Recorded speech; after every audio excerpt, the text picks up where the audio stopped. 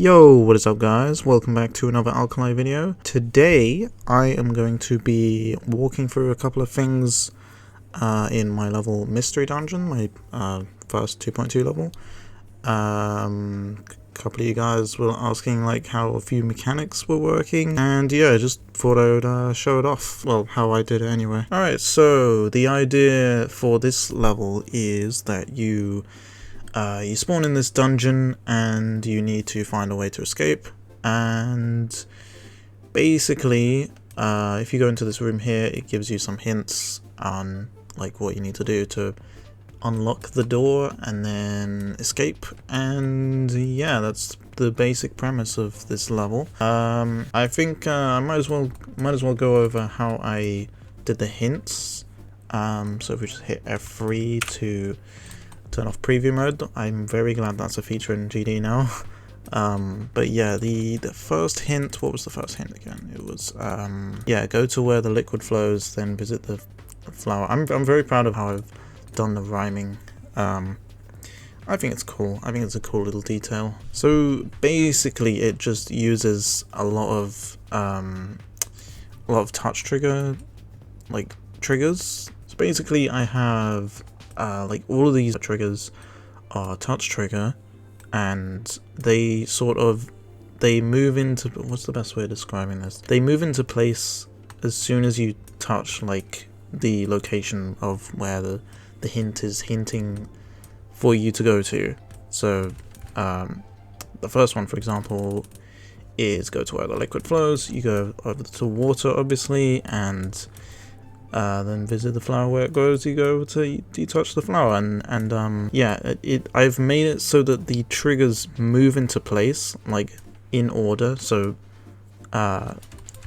basically there's like a trigger here that toggles the trigger over here to move into place, and then you can touch that. So it's a step-by-step process. It triggers these triggers which move into place, and then you can trigger those, and then that will bring up the next hint, and that's sort of the loop for that kind of thing. One thing people were asking about was how I did the combination lock. So this I'm actually quite proud of, how I figured out how to do this combination lock. So it's the combination is 1 2 2 1 1 1 2, you know, blah blah blah blah blah, and you need to hit these platforms in order. If you hit the wrong one, then it resets the puzzle, and you have to start obviously with 1 again. So 1 2 2, and yeah, but how that's actually done is if we go up here, I think it's up here. You have this what is this called again? A collision block. You have this collision block, and it moves sort of through this maze kind of thing. If you hit platform 1, I think it moves it to the right, is that right? I think it's something like that. But if you hit platform 1 down here, then it will trigger these collision blocks to move through this maze, and if you get it wrong, then it spawns it back. I think it's so this one. Yeah, so it's on target mode, which moves the collision block that needs to get to the end, which is here, moves it back to the initial position, and that's basically what happens if you get it wrong. And if you get it right, it should make its way through this maze. So I'm pretty proud of like how I figured it out, basically. So yeah, I hope that makes sense. If it doesn't, just ask in the comments, I will clarify anything. But yeah, there's the combination lock, how I did it. So yeah, once you get this block to make its way through the maze and touch the number 4 collision block, then it will what's it do again? Yeah, it does this whole thing. I don't remember what any of the numbers do, but basically what it does is it moves these 2 blocks out of the way so the player can go through and make their way into the library. This is, I didn't put any hints here because I thought it would be fairly obvious for you to go up to the, what is it, it's book with like a bookmark on it or something, I think. Yeah, it's got like a bookmark on it. So essentially what you do is you jump up to this book over here, you click on the toggle orb, and it activates 62, which then opens this door right here. Well, it toggles this wall off, and you can see it's a little bit darker, so it kind of hints towards you going to that corner. And then once you go through there, you're obviously brought into this painting room, which I spent hours on this masterpiece.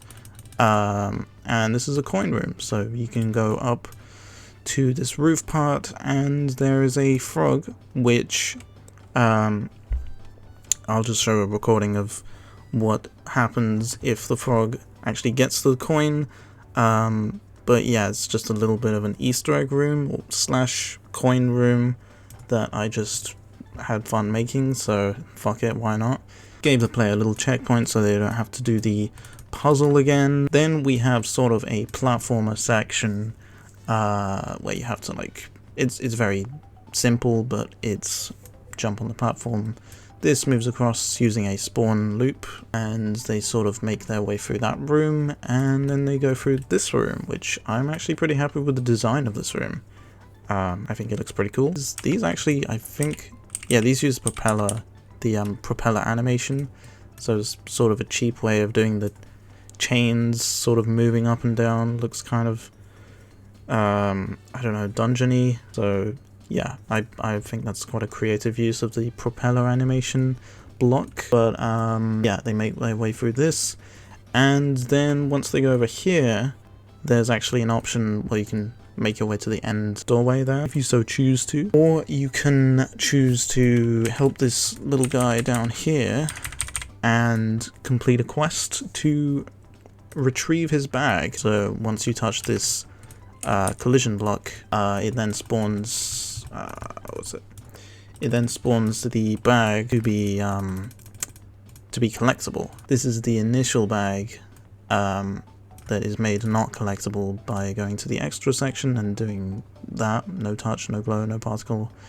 Basically makes it so you can't collect it initially, but then when you go back, it spawns, I think it's on layer 16, spawns this bag, which is, it has nothing on it because it's supposed to be collectible. You grab this bag and it spawns group 140, which then reverses the movement of these platformers, so you can actually make it back to this room. And then once you go through that, you basically have to go through the entire level once, twice, 3 times to actually get the second coin. Once you make it back and collect the bag, it then moves this collision block into place and moves this one out of place. And then once you collect this, it spawns a little animation where the little guy down here like does some magic and spawns the coin over here, I believe. So yeah, that's about sums it up in a very vague way, but yeah, I hope this helps a little bit in sort of how I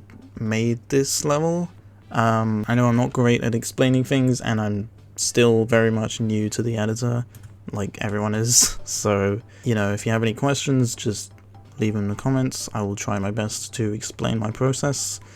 But until then, I think that about does it. Yeah, I hope you guys enjoyed, like, solving this puzzle level. There's another level upcoming fairly soon. It's, well, I've already uploaded a preview, but it's a recreation of a game that is very nostalgic to me, so I just felt like recreating it. But yeah, look out for that, and I will see you guys in the next video. See ya!